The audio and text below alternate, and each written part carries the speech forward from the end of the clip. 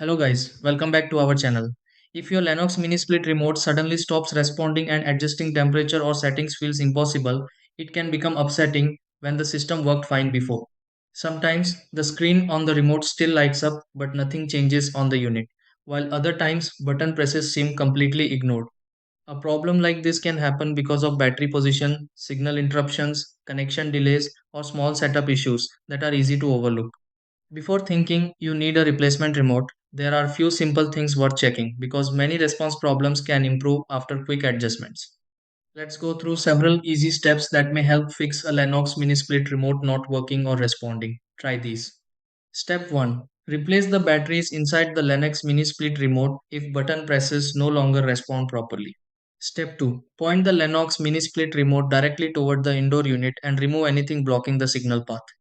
Step 3. Turn off power to the mini split connected to the Lennox mini split remote briefly before turning it back on. Step 4. Open the battery compartment of the Lennox mini split remote and check that the batteries sit correctly. Step 5. Test different settings using the Lennox mini split remote to see if any controls begin responding again.